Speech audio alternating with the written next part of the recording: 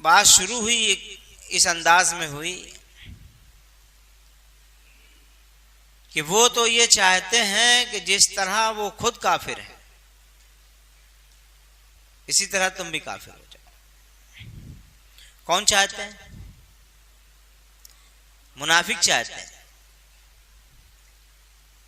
अल्लाह ताला कहा कि ये भी चाहते हैं कि तुम काफिर हो जाओ। तो बताइए, मुनाफिक नहीं रह गए हैं, काफिर हो गए। अल्लाह ताला ने कहा कि ये इस तरह काफिर हो गए। तो इनको कुफ्र में मुब्तला कर देने वाली चीज क्या है? निफाक। और वो भी निफाक की कौन सी शक्ल? जो सबसे ज्यादा बदतरीन है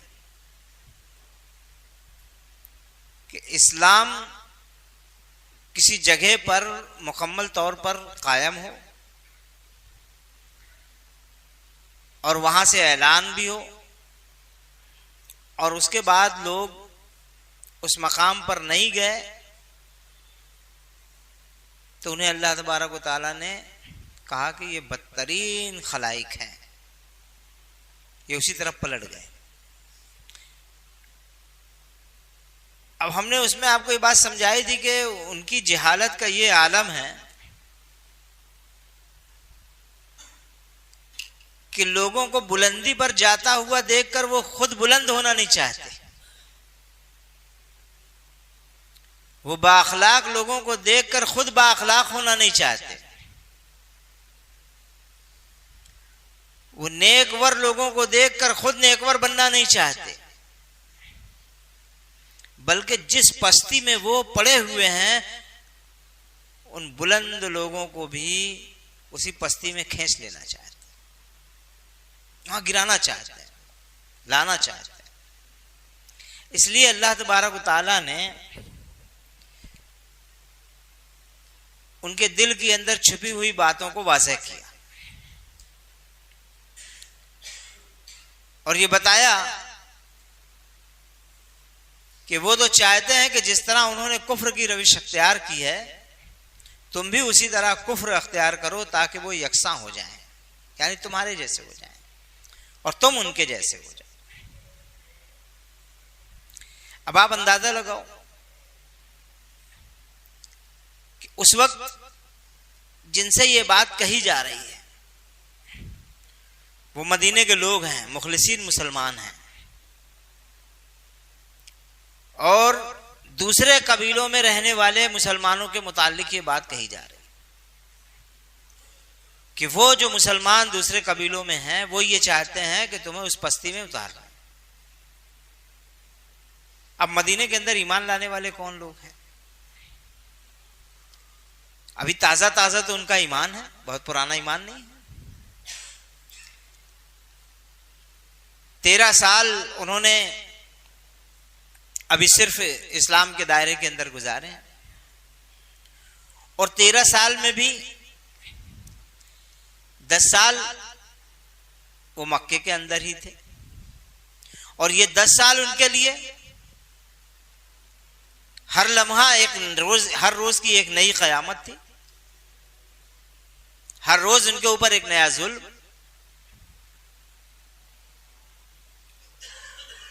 उन्होंने उसी जाहिलियत का तो मजा चखा था, उसी कुफ्र में तो वो खुद भी मुब्तला थे और कुफ्र की पस्तियों से वो वाकिफ थे।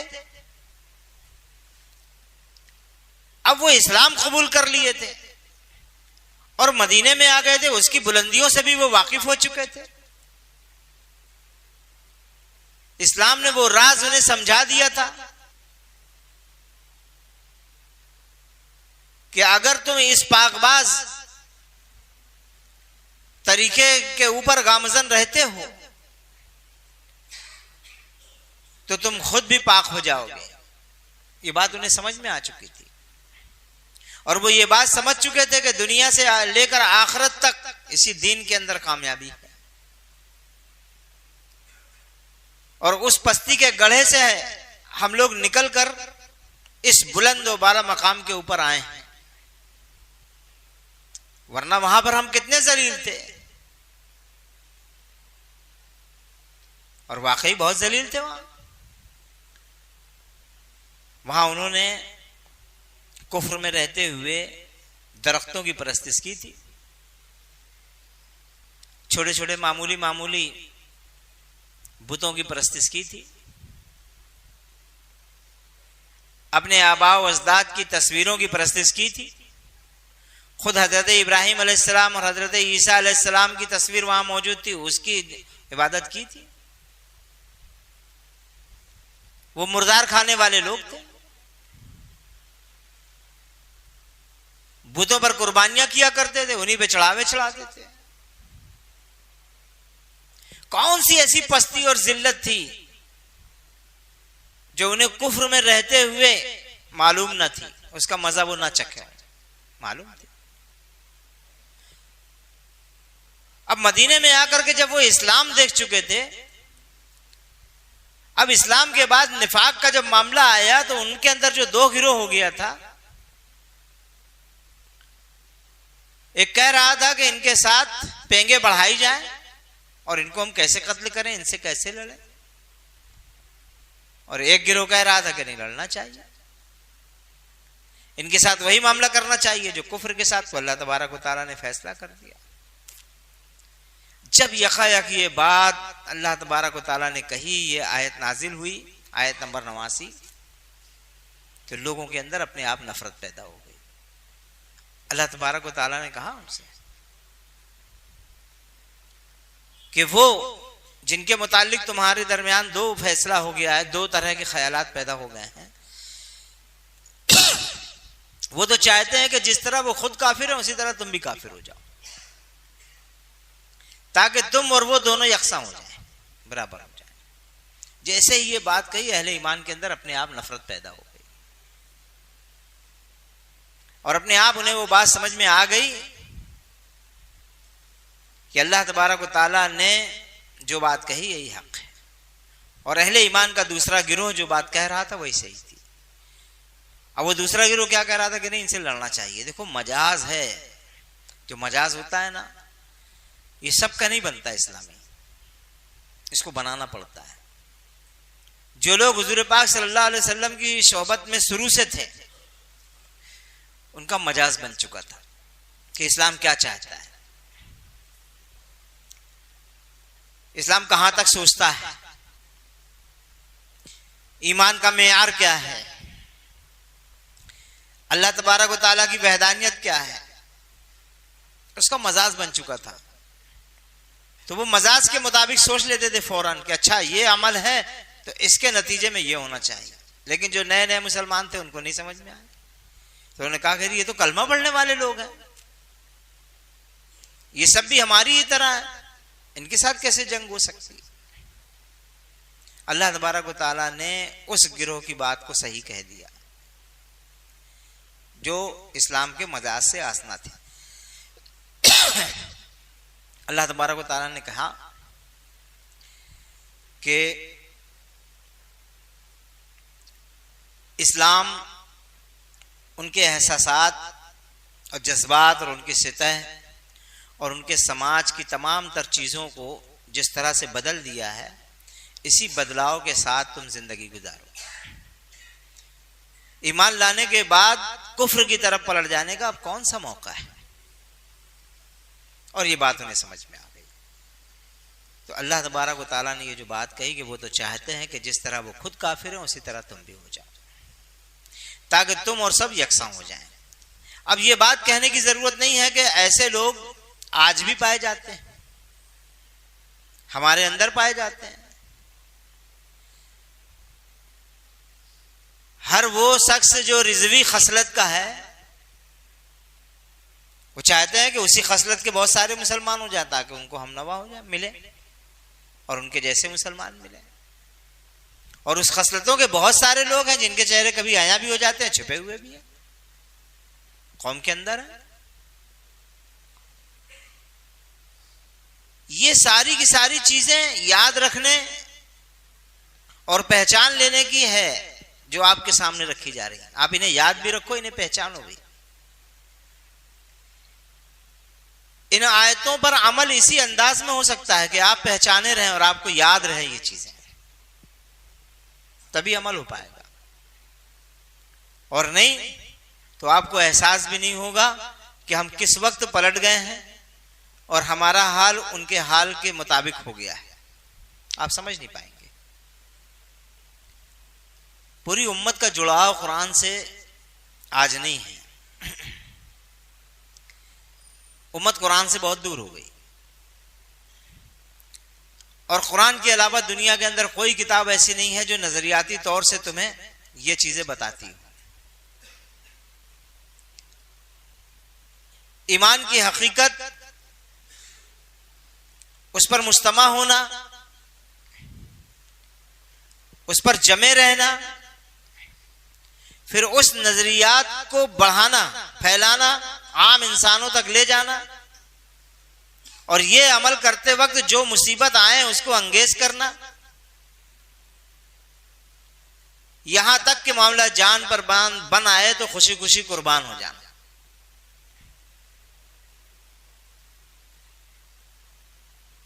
ये सारी की सारी चीजें सिर्फ और सिर्फ वही लोग समझते हैं जिनका एक मिजाज बन चुका हो।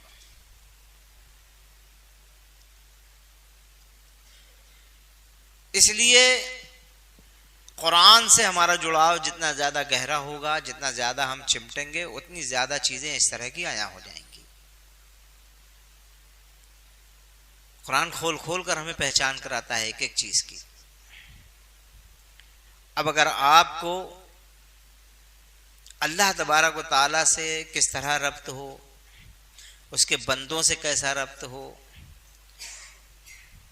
उसके रसूलों से कैसा रब्त हो, अगर ये तमाम तर चीजों पे आप अमल करना चाहते हैं तो आपको कुरान से जुड़ना पड़ेगा। और ये उम्मत सबसे ज्यादा कुरान से दूर है, यही वजह है कि सबसे ज्यादा जलील भी है। बनी इसराइल की वो पूरी तारीख हमारे सामने मौजूद है, उसका कुछ तारुफ 2 रातों में आपके सामने आया भी। बनी इसराइल के अंदर जो कुछ हुआ उनके निफाक की बदौलत हुआ।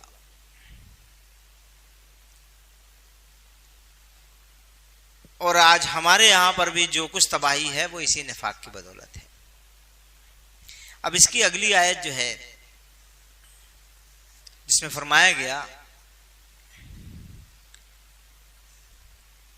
इल्लल्लज़ीना यसिलूना इला कौमिन बैनकुम, अलबत्ता वो मुनाफिक इस हुक्म से मुस्तस्ना है जो किसी ऐसी कौम से जा मिले जिसके साथ तुम्हारा मुआहदा है। देखो पहले क्या बात कही गई कि वो चाहते हैं कि तुम भी उन्हीं की तरह हो जाओ, लिहाजा तुम्हें चाहिए कि तुम किसी को उनमें से अपना दोस्त ना बनाओ जब तक कि वो अल्लाह की राह में हिजरत करके ना आ जाए, और अगर वो हिजरत से बाज रहे तो जहां पाओ उन्हें पकड़ो और कत्ल करो, और उनमें से किसी को अपना दोस्त और मददगार हरगिज ना बनाओ। अलबत्ता वो मुनाफिक इस हुक्म से मुस्तस्ना है जो किसी ऐसी कौम से जा मिले जिसके साथ तुम्हारा मुआहदा हो। आगे के इस टुकड़े से मिला देने से बात पूरी हो जाती। अब अल्लाह तबारक व तआला ने यह बात बताई कि लिहाजा इनमें से किसी को अपना दोस्त ना बनाओ। अब वो बात हमने पहले समझा दी कि वहां के लोग कुफ्र का मजा भी चखे हुए थे और इस्लाम का मजा भी चख रहे थे और बहुत पुराना ईमान नहीं हुआ था। उन्हें जैसे ही ये बात बताई फौरन समझ में आ गई, दोस्त और दुश्मन के अंदर तमीज पैदा हो गई। अल्लाह ताला ने कहा कि ऐसे लोगों को हरगिज दोस्त ना बनाओ जो एक तरफ तो ईमान का दावा करें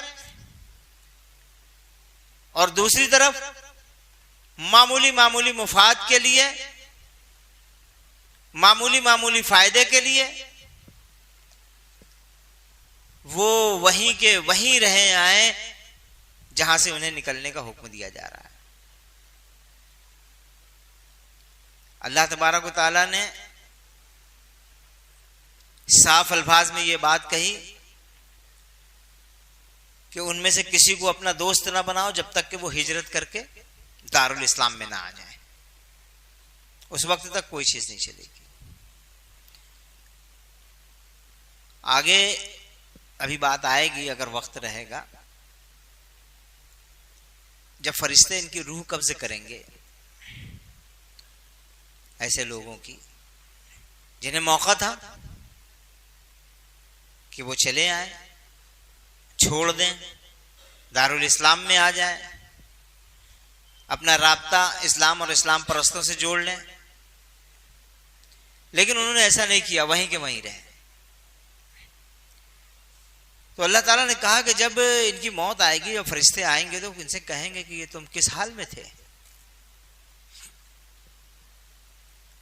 वो जवाब देंगे कि हम लोग मजबूर और बेबस थे, दबा लिए गए थे जमीन में। फरिश्ते कहेंगे क्या अल्लाह ताला की जमीन वसी न थी, तुम हिजरत करते? ये जवाब देगा। जब फरिश्तों का वो जवाब सुन लेंगे तो फिर फरिश्ते बड़ी बेदर्दी से उनकी रूह को निकाल देंगे। आप अंदाजा लगाओ इसका, ये हाल उनका क्यों हुआ? फरिश्तों ने कहा अल्लाह ताला की तो जमीन वसी थी ना, तुम इस हाल में क्यों मरे? निकल जाते, अपने दिल की बात बताओ, मुलम्मा साजी ना करो कि हम मजबूर थे, बेबस थे वगैरह वगैरह। हाँ, हकीकत में जो बेबस थे वो अल्लाह ताला के यहां उसका इनाम पाएंगे, लेकिन जो मजबूर नहीं है तो अपने दिल की बात बताओ कि तुम्हें इनकी रिश्तेदारियां बड़ी अजीज थी, अपने वो मकानात और महल्लात बड़े अजीज थे, अपने कारोबार बड़े अजीज थे जो इनके बीच में थे, इस वजह से तुमने हिजरत नहीं की। अल्लाह तबारक व तआला ने शर्त लगा दी, लिहाजा इनमें से किसी को अपना दोस्त ना बनाओ जब तक कि वो अल्लाह की राह में हिजरत करके ना आ जाए, और अगर वो हिजरत से बाज रहे ना आए तो फिर जहां पाओ उन्हें मारो, कत्ल करो उनका। अब ये किन लोगों के लिए है? ये उन मुनाफिक लोगों के लिए है जो मुसलमानों के साथ जंग करने के लिए आ जाएं, मुश्रिकीन के साथ मिलकर, काफिरों के साथ मिलकर।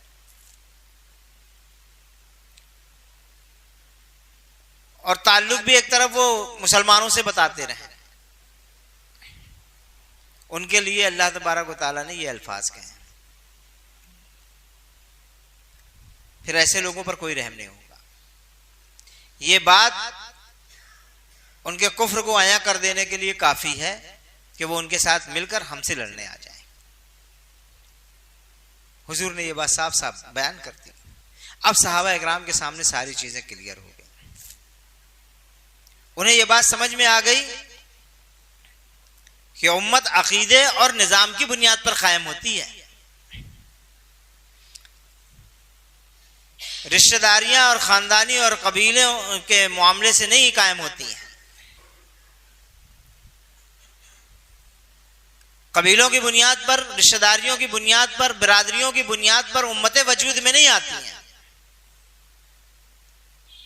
उसमें टोलियां वजूद में आती हैं।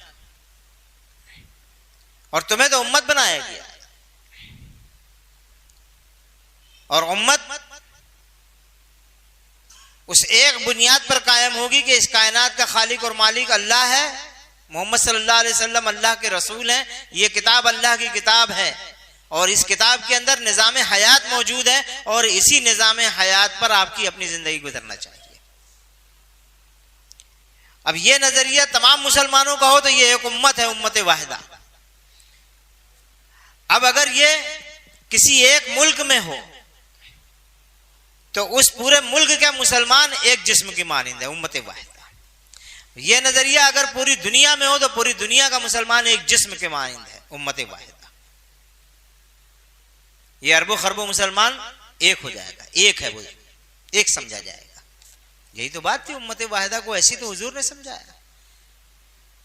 इस अकीदे की बुनियाद पर जब ये निजाम कायम हुआ तो हुजूर पाक सल्लल्लाहु अलैहि वसल्लम ने वो तालीम दी कि मुसलमान, पूरा मुसलमान एक जिस्म की मानिंद है।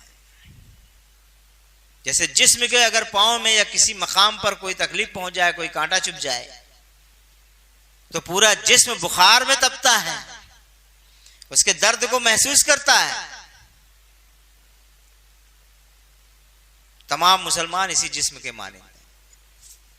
कि अगर दुनिया में कहीं भी इस्लामी नजरियात पर मुसलमानों पर कोई हमला होगा, अगर किसी एक मुसलमान पर होगा, पूरी उम्मत पे समझा जाएगा। कोई एक मुसलमान तकलीफ में रहेगा तो पूरी उम्मत तड़पेगी। यह है उम्मत वाहिदा का तसव्वुर। यह तसव्वुर कहां गया?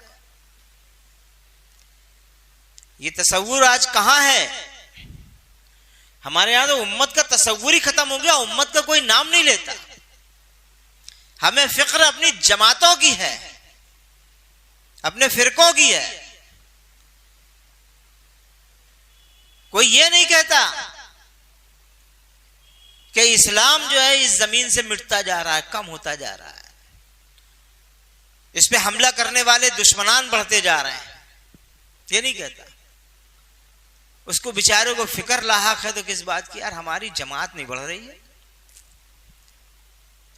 हमारे फिरकों में, हमारी जमात में लोग कमा रहे हैं, इस बात की फिक्र है। गोया अब दावत अल्लाह ना रही, दावत इस्लाम ना रहा, दावत जमात हो गई है। ये है। अब तो दावत है तो जमातों के लिए है कि जमात बढ़े हमारी, इस्लाम के लिए थोड़ी। और यही वजह है कि फिर वो उम्मत का नजरिया है वजूद में नहीं आता। फिर इस तरह से जमातें वजूद में आती हैं, फिरके वजूद में आते हैं, तो फिर हम लोग कहां होते हैं?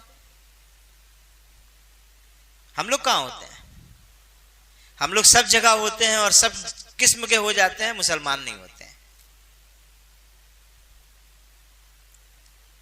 अल्लामा इकबाल ने बहुत पहले ये बात कही थी, बहुत छोटे से अंदाज में, चंद शेर के अंदर उन्होंने ये बात कह दी थी।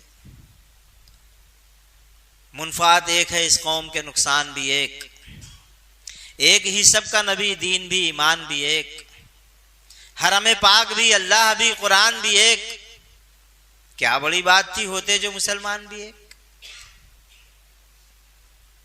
ये उम्मत वाहिदा का तसव्वुर है। तुम्हारी किताब एक, तुम्हारा हरम एक, तुम्हारे रसूल एक, तुम्हारा फायदा एक, तुम्हारा नुकसान एक। मुनफात एक है, इस कौम का नुकसान भी एक, हरम पाक भी अल्लाह भी कुरान भी एक। लेकिन उसके बाद तुम तो मिर्जा भी हो, सैयद भी हो, अफगान भी हो, तुम सभी कुछ हो, बताओ तो मुसलमान भी हो। हम सब हो गए, फिर क्या हो गए?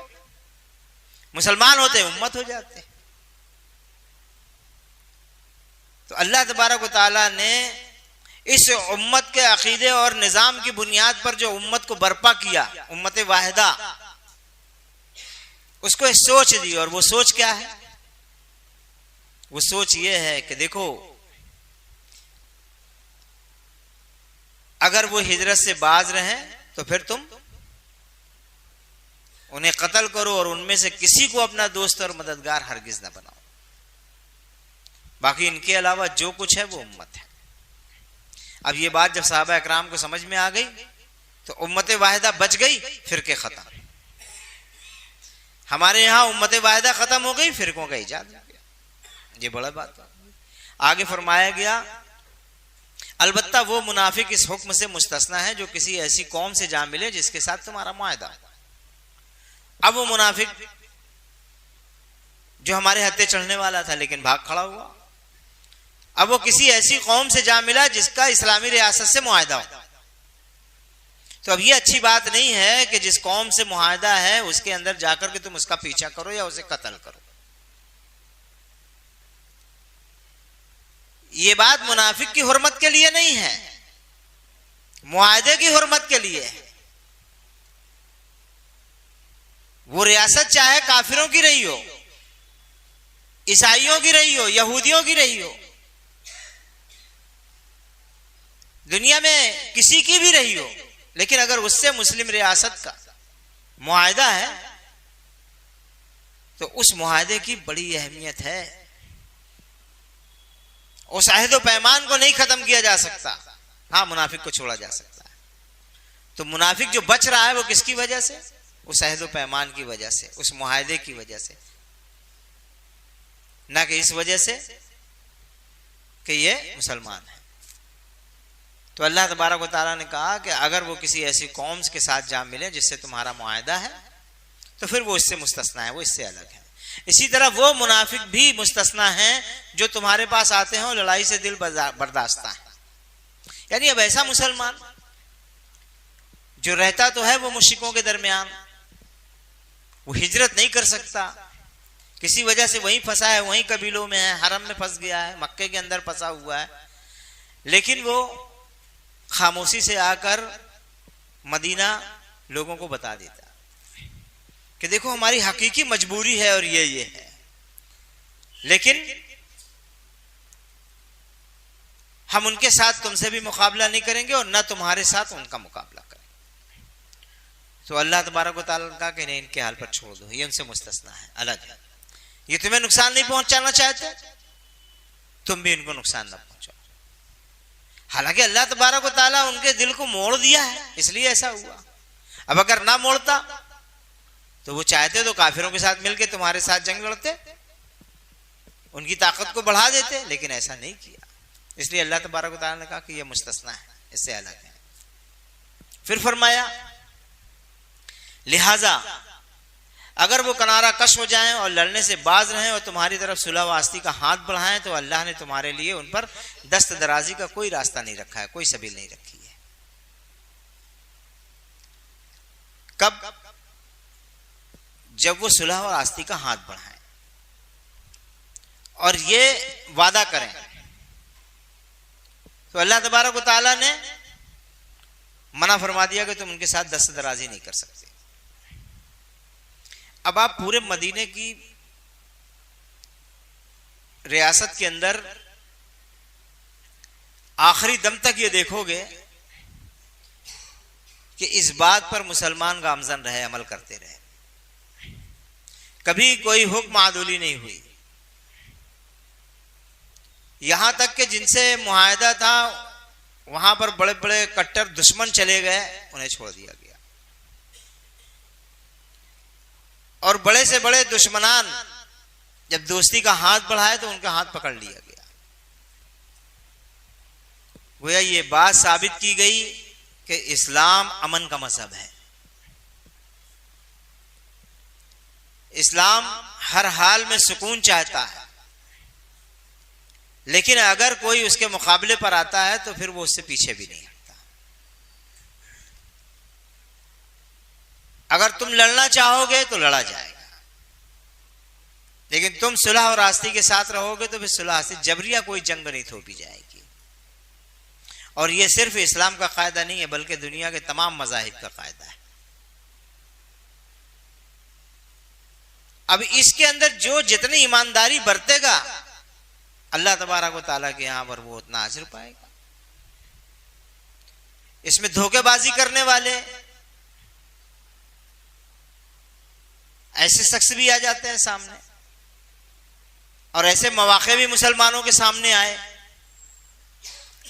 जहां पर तरद्दुद पैदा हो गया सहाबा इकराम को कि ऐसा करने से कहीं ऐसा ना हो कि ये मुश्रिकीन हमें धोखा दे दें।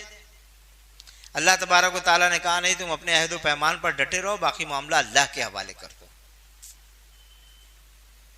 यही उसूली चीज है, मामला बहुत छोटा हो या बहुत बड़ा, मामलात आप करने के बाद उसको अल्लाह के हवाले कर दो, कुछ सोचने की जरूरत नहीं है। वो ऐसा करेंगे, वो ऐसा हो जाएगा, ये ऐसा है, ये वैसा, ऐसा कुछ नहीं। क्यों और अगर मगर सब खत्म।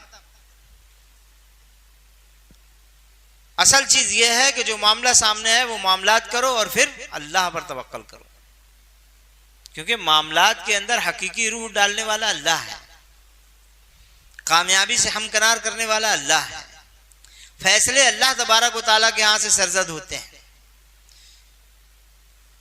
किसको जवाल पजीर कर दिया जाएगा, किसको उरूज के मर्तबे पर पहुंचा दिया जाएगा, ये अल्लाह ताला फैसला करता है। दुनिया के अंदर ऐसा भी होता है कि अहले ईमान भी कभी हजीमत होती है और इन्हें भी नुकसान उठाना पड़ता है, इन्हें भी बड़ी बड़ी आजमाइशों से गुजरना पड़ता है। और कभी ऐसा भी होता है कि अल्लाह तबारक व तआला उरूज पर पहुंचा देता है, बुलंदी पर पहुंचा देता है। लेकिन ये फैसला और इसका इख्तियार सिर्फ और सिर्फ अल्लाह ताला को है। इसलिए हमें सिर्फ और सिर्फ वो काम करना चाहिए जो अल्लाह ताला का हुक्म हो। यहां पर भी अल्लाह तबारक व तआला ने जो हुक्म दी, इसकी हुक्म आदुली मदीने में कभी नहीं हुई। फिर फरमाया एक और किस्म के मुनाफिक तुम्हें ऐसे मिलेंगे जो चाहते हैं कि तुमसे भी अमन में रहें और अपनी कौम से भी, मगर जब कभी फितने का मौका पाएंगे उसमें कूद पड़ेंगे। अब ये मुनाफिकों की एक और तस्वीर बताई जा रही है। देखिए कई तस्वीर आपके सामने आ चुकी है शुरू से, उसमें बाकायदा गिनती गिना दी गई 5-6 की। अब ये एक तरह का मुनाफिक और है, एक तस्वीर और निकाल के अल्लाह तबारक व तआला हमारे सामने रखा। तो क्या कहा कि एक किस्म के और मुनाफिक तुम्हें ऐसे मिलेंगे जो चाहते हैं कि तुमसे भी अमन में रहें और अपनी कौम से भी अमन में रहें, दोनों तरफ, दोनों हाथ में लड्डू रहें, यहां भी फायदा वहां भी फायदा, इधर भी बने रहें उधर भी बने रहें, मगर जब कभी फितने का मौका पाएंगे वो उसमें कूद पड़ेंगे। वो उनका असल चीज क्या है, असल काम क्या है, फायदा का हासिल करना। अगर फायदा तुम्हारी तरफ देखेंगे तो उनके लिए फितना बन जाएंगे, और अगर फायदा उधर देखेंगे तो तुम्हारे लिए फितना बन जाएंगे। ये तस्वीर हमारे यहां आज बहुत ज्यादा मौजूद है। जब फायदा इधर से होगा तो पक्के मुसलमान हैं, और जब फायदा उधर से होगा तो पक्के मुनाफिक हैं। इन मुनाफिकों की जो तस्वीर यहां दिखाई गई है, बाद में इन्होंने बहुत नुकसान पहुंचाने की कोशिश की, बेइंतहा नुकसान पहुंचाने की कोशिश की इस्लामी रियासत को, यानी मुसलमान को, उस मदीने की छोटी सी रियासत को। लेकिन इनकी कोई तदबीर अल्लाह तबारक व तआला ने काम में आने नहीं दी। इन्हें अल्लाह तबारक व तआला ने जब जब इन्होंने फितना उठाया इनकी जड़ काट दी। बहुत बड़ी तादाद थी उस वक्त मुसलमानों के अंदर इस तरह के मुनाफिकीन की। बाकायदा वो कहते थे अपनी मजलिसों में कि हम तो इसलिए ईमान ले आए कि हमारे कबीले के बहुत सारे लोग ईमान ले आए थे, इसलिए हम भी मुसलमान हो गए, और हमारा बहुत सारा मुफाद मुसलमानों से वाबस्ता था, इसलिए हम भी मुसलमान हो गए।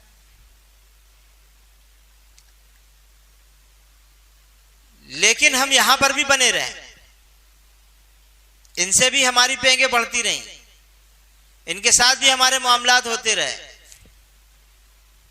और हम दोनों तरफ डामाडोल थे, इधर भी फायदा उठा रहे थे उधर भी फायदा उठा रहे थे, और देख रहे थे कि ये कशमकश जो जारी है इस्लाम और कुफ्र में, ये किस करवट बैठती है, ये जिस करवट भी बैठेगी हम उसी तरफ चले जाएंगे। तो जब कभी भी इनको फितने का मौका मिलेगा ये उसमें कूद पड़ेंगे। ऐसे लोग अगर तुम्हारे मुकाबले से बाज रहें और सुलह और सलामती तुम्हारे आगे पेश ना करें और अपने हाथ ना रोके, तो जहां वो मिले इन्हें पकड़ो और मारो। ये दूसरे किस्म के मुनाफिक के लिए भी ये बात अल्लाह तबारक व तआला ने कर दी। लेकिन इसकी भी नौबत नहीं आई है, शरीयत के अंदर पूरी तारीख में यह मौका नहीं मिलता, ऐसा मौका आया ही नहीं। मक्का फतेह हो गया, बहुत सारे लोगों ने तौबा की, तौबा करके पलट आए। बहुत सारे लोग मदीने के अंदर थे, जब वो कट्टर मुनाफिकों का ग्रुप खत्म हुआ उसमें से भी बहुत सारे लोग पलट आए। खास तौर से जब हुजूर पाक सल्लल्लाहु अलैहि वसल्लम मुनाफिकीन के ताल्लुक से सख्त इकदाम करना शुरू किए, तो इस इकदाम ने बहुत सारे लोगों के अंदर, जिनके अंदर ईमान की रमक बाकी थी, तौबा की तौफीक मिल गई और वो पलट आए। तो तौबा का दरवाजा हमेशा सबके लिए खुला हुआ है। जो कमी भी जिसके अंदर हो उस कमी को वो दूर कर सकता है तौबे के जरिए से, निदामत के आंसू बहाए अल्लाह तबारक व तआला के आगे, उसकी दामने रहमत से चिमट जाए, सजदा रेज हो, उससे अपनी गलतियों की माफी मांगे, अल्लाह तबारक व तआला माफ कर देगा। ये दरवाजा आज भी खुला हुआ है।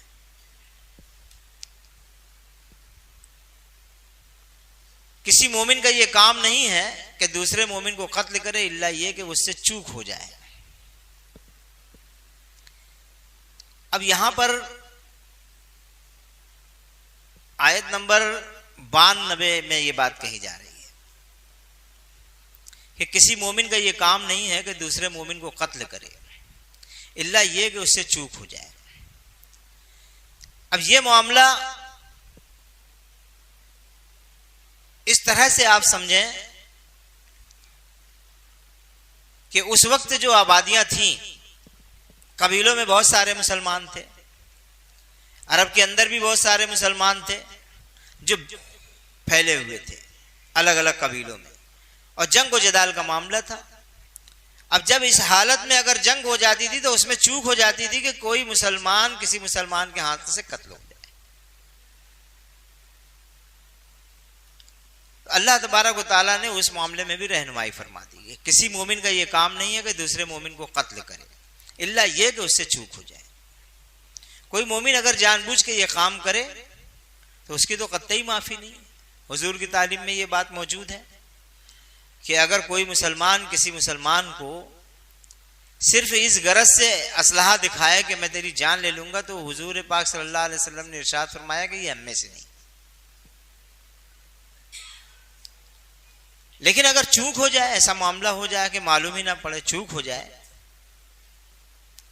और जो शख्स किसी मोमिन को गलती से कत्ल कर दे तो उसका कफारा यह है कि एक मोमिन को गुलामी से आजाद कराए, क्योंकि चूक हुई है मुसलमान के लिए। तो अब वो मुसलमान क्या करे? उसके कफारे के तौर पर एक मोमिन गुलाम ही को आजाद करे और मकतूल के वारिसों को खून बहा दे। जिस घराने का वो कत्ल हुआ है, शख्स मकतूल है, उसको खून बहा भी दे। खून बहा का मतलब क्या होता है? वो जो रकूम तय है इस्लाम के अंदर, वो रकूम को अदा कर, जिसमें उस जमाने में ऊंट और गाय और बकरियों के ऊपर मामला तय था कि अगर ऊंट देना है तो वो 100 ऊंट, खून बहा की एक मुसलमान की जान की कीमत में 100 ऊंट, या 200 गायें, और या फिर 2000 बकरियां। हजरत उमर फारूक रजी अल्लाह ताला अन्हु के जमाने में जब ऊंटों की कीमत बढ़ गई तो आपने तादाद और बढ़ा दी, रकूम और बढ़ा दी। उस वक्त के लिहाज से जिस जमाने में भी ये अमल हो, उस वक्त जो 100 ऊंटों की कीमत होगी वही कीमत अदा की जाएगी। ये एक मुसलमान के जान का सदका कहते हैं, उसकी दियत है, ये खून बहा है। ये अल्लाह तबारक व तआला ने इसको मुकर्रर किया है, इसमें कमोबेश कोई नहीं कर सकता। कयामत की सुबह तक ये हुक्म वैसे ही बरकरार रहेगा, और जब कभी इस्लामी रियासत दुनिया के अंदर वजूद में आएगी या जहां कहीं इस्लामी रियासत होती है तो वहां के मंशूर में ये बात तयशुदा रखी जाती है, वहां का ये कानून होता है। इल्ला ये कि वो खूब वहां माफ कर दें।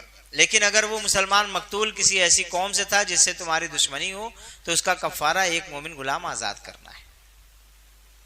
अगर वो मकतूल किसी ऐसी कौम से था जिससे तुम्हारी दुश्मनी हो तो उसका कफारा एक मोमिन गुलाम को तो आजाद करना ही करना है। और जो पहला वाला हुक्म था उसमें यह है कि खून बहा देना है, लेकिन अगर खून बहा लेने वाले यानी जिसके यहाँ का शख्स कत्ल हुआ है अगर वो माफ कर दे तो कोई हर्जा नहीं। ये बात फिर फरमाया गया, और अगर वो किसी ऐसी गैर मुस्लिम कौम का फर्द था जिससे तुम्हारा मुआहदा हो तो उसके वारिसों को खून बहा दिया जाएगा और एक मोमिन गुलाम भी आजाद करना हो। ये भी वही बात है कि अब उसके यहाँ जितना मामला तय हो उसकी जान के हिसाब से वो रकम अदा की जाएगी, और साथ ही साथ एक मोमिन गुलाम को भी आजाद करना होगा। फिर जो गुलाम ना पाए वो पाए दर पे 2 महीने के रोजे रखे। ये उस गुनाह पर अल्लाह से तौबा करने का तरीका है और अल्लाह अलीम दाना है। रहा वो शख्स जो किसी मोमिन को जानबूझकर कत्ल करे तो उसकी सजा जहन्नम में, जिसमें वो हमेशा रहेगा। उस पर अल्लाह का गजब है और उसकी लानत है और अल्लाह ने उसके लिए सख्त अजाब मुहैया कर रखा है। अब यहाँ पर हमने सिर्फ तर्जुमा पढ़ दिया, इसकी ज़्यादा लंबी तसरीह नहीं की।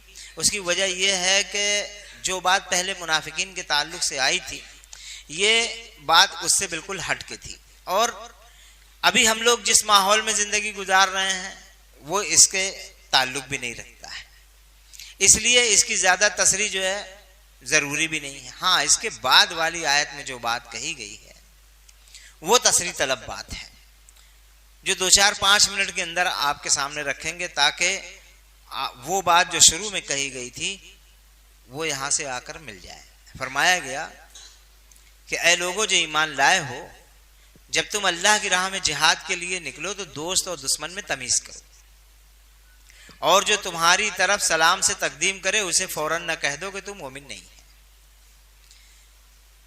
देखिए, मुनाफिकत से लोग परेशान थे, अलग अलग किस्म के अलग अलग जगह पर मुनाफिक पाए जाते थे।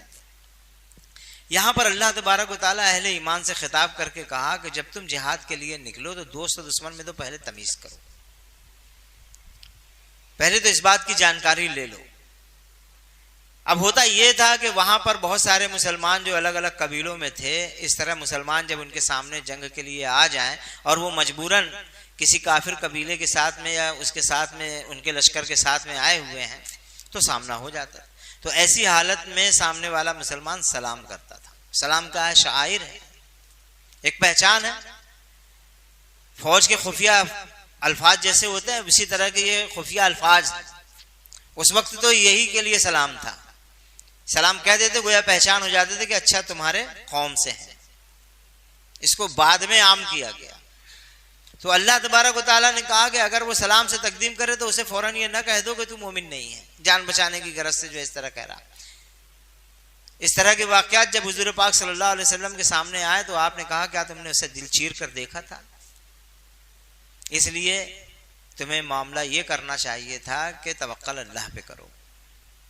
अगर कोई शख्स सलाम कह देता है तो उसकी जान बख्श दो, छोड़ दो। अब ऐसा अगर तुम सोच के करते हो कि नहीं ये अपनी जान बचाने के लिए कर रहा, तो ये इल्म तुम्हारे पास मौजूद नहीं है। तुम हकीकी तौर से ये बात नहीं जान सकते कि उसके दिल में क्या है। इसलिए ला मुहाला अल्लाह पे भरोसा करो और उसे फौरन कह दो कि जा तुझे माफ किया अल्लाह के हवाले। अब अगर तुम दुनियावी फायदा चाहते हो, यानी उसके माल पे कब्जा चाहते हो, माले गनीमत चाहते हो, तो अल्लाह के पास तुम्हारे लिए बहुत से माले गनीमत है। आखिर इसी हालत में तुम खुद भी पहले मुब्तला रह चुके हो, फिर अल्लाह ने तुम पर एहसान किया, लिहाजा तहकीक से काम लो, जो कुछ तुम करते हो अल्लाह उससे बाखबर है। अब यहाँ पर अल्लाह तबारक व तआला फिर वही बात पलटा के दी कि इसी हालत में तो तुम पहले रह चुके हो।